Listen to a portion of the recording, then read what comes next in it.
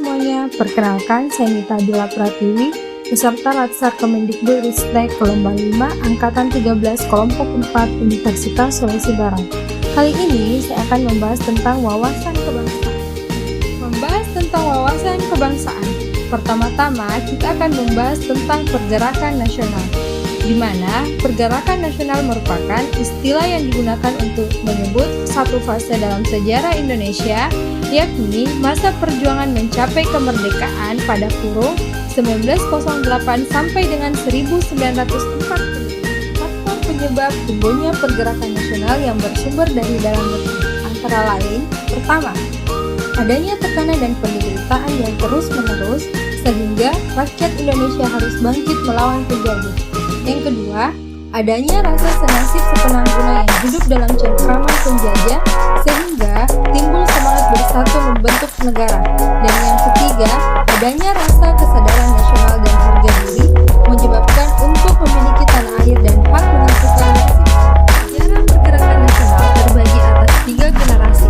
Yang pertama, generasi 1908, generasi 1928, dan generasi 1945. Pertama, kita akan membahas tentang generasi 08. Generasi ke-08 terbagi atas 5, yaitu Serikat Tegan Islam, Indesce Veregin, Budi Utomo, Indesce Partij, dan Muhammadiyah. Pertama, kita akan membahas apa sih itu Serikat Tegan Islam. Serikat Tegan Islam yang masalah tahun berdirinya masih memerlukan penelitian yang lebih mendalam. Sebab ada pihak yang mengemukakan Serikat Tegan Islam lebih dulu daripada Budi Utomo, yaitu sejak 16 Oktober 1905. Kelahirannya berdiri Serikat Tegan Islam pernah dikemukakan oleh Muhammad Roim dalam ceramahnya di Gedung Kebangkitan Nasional pada tanggal 23 Oktober 1977. Yang kedua yaitu Indesce Veregin, di mana Indesce Veregin ini yaitu mulanya bergerak dalam bidang sosial, didirikan oleh para mahasiswa Indonesia yang sedang menempuh studinya di negeri Belanda pada tanggal 15 November 1908. Penggantian nama dan kata-kata tersebut lebih tegas saat pimpinan Indesce Veregin ini dijabat oleh Ahmad Soebarjo. Dan yang ketiga yaitu Budi Utomo. Perkumpulan Budi Utomo didirikan oleh para Stovia atau School Thought of Leading Van Indlasce Arsen di bawah pimpinan R. Sutomo. Sebelum R. Sutomo dan kawan-kawan mendirikan perkumpulan Budi Utomo, terlebih dahulu terjadi pertemuan antara Dr. Wahidin Sudirohusodo dengan R. Sutomo dan M. Soeraji pada akhir tahun 1907 di dalam gedung Stovia. Yang keempat, kita akan membahas tentang Indesce Partij. Organisasi ini berdiri tanggal 6 September 1912 di Bandung. Pendirinya adalah Dr. Cipto Mangkusumo, E.F. Dawes Doker, dan Suwardi Suryaningrat yang selanjutnya terkenal dengan sebutan 3 serangkai. Dan yang kelima dalam generasi 08 ini ada yaitu Muhammadiyah, di mana Muhammadiyah ini didirikan pada tanggal 18 November 1912 di Yogyakarta oleh Kiai Haji Ahmad Dahlan. Organisasi ini cepat mendapat dukungan dari berbagai lapisan masyarakat, sebagaimana Sarekat Islam, bahwa Muhammadiyah sebagai persatuan Islam juga mendapat sorotan tajam oleh pemerintah kolonial Belanda. Kemudian pada generasi 28 yang ditandai dengan tercetusnya Sumpah Pemuda. Dari hasil Kongres Pemuda II tanggal 28 Oktober 1928, penetapan tanggal 28 Oktober sebagai Hari Sumpah Pemuda dilatar belakangi dengan Kongres Pemuda II yang dilaksanakan pada tanggal 28 Oktober 1928.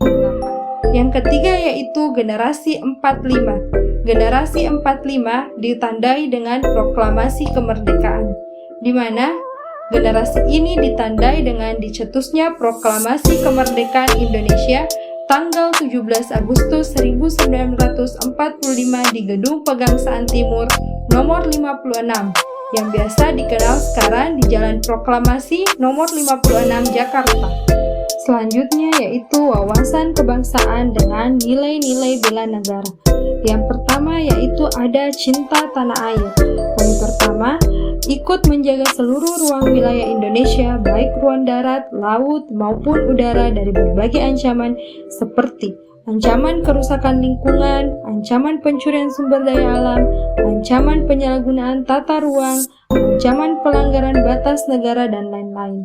Yang ketiga, selalu mengutamakan produk-produk Indonesia baik dalam kehidupan sehari-hari maupun dalam mendukung tugas sebagai ASN.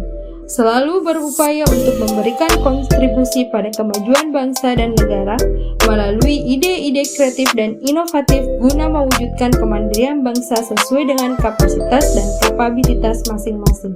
Poin-poin yang dapat diimplementasikan dari poin-poin cinta tanah air ini yaitu: pertama, membuang sampah pada tempatnya, menggunakan baju batik di hari tertentu, dan yang terakhir, berusaha menjadi dosen terbaik dalam menjalankan Tridharma perguruan tinggi. Selanjutnya yaitu kesadaran berbangsa dan bernegara. Poin pertama yaitu menjalankan tugas profesional dan tidak berpihak. Contohnya seperti tidak membeda-bedakan dalam memberikan penilaian terhadap mahasiswa. Kedua, menggunakan hak pilih dengan baik dan mendukung terselenggaranya pemilihan umum yang mandiri, jujur, adil, berkepastian hukum, tertib, terbuka, proporsional, profesional, akuntabel, efektif, dan efisien. Contohnya, menggunakan hak pilih dan baik secara jujur dan adil. Yang ketiga, menghargai komunikasi dan kerjasama. Contohnya, aktif saat berdiskusi dan menghargai pendapat orang lain. Yang ketiga yaitu rela berkorban untuk bangsa dan negara. Poin pertama, menyumbangkan tenaga pikiran, kemampuan untuk kepentingan masyarakat, kemajuan bangsa dan negara. Dengan contoh, melakukan penyuluhan pada masyarakat dengan memberikan inovasi yang baru. Yang kedua, rela berkorban untuk kepentingan bangsa negara tanpa pamrih, dengan contoh di tempat kerja menerima dan mengerjakan tugas tambahan dari instansi tempat kerja di luar jam kerja. Dan yang terakhir yaitu membela bangsa negara sesuai dengan profesi dan kemampuan masing-masing. Dengan contoh yang dapat diimplementasikan di instansi, membuat penelitian yang sesuai dengan kebutuhan masyarakat. Poin keempat dalam bela negara yaitu kemampuan awal bela negara.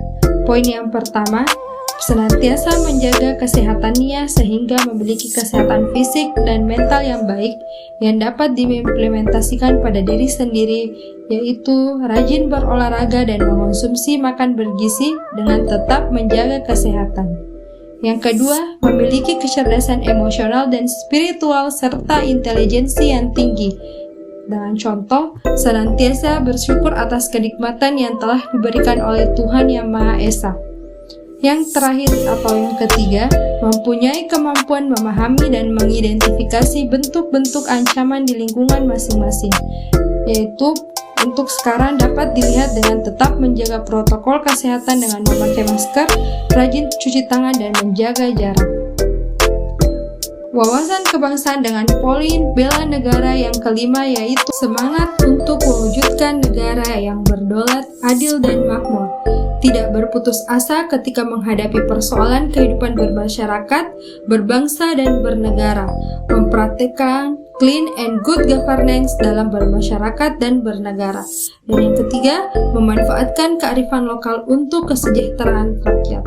Contohnya dengan tidak berputus asa ketika inovasi teknologi yang diberikan kepada masyarakat belum bisa diterima, menjauhi korupsi dengan contoh korupsi waktu di dalam kelas di mana datang tepat waktu sesuai dengan ketentuan yang berlaku, meneliti kearifan lokal di daerah tersebut yang akan dipadukan dengan inovasi yang baru yang dapat bermanfaat bagi masyarakat.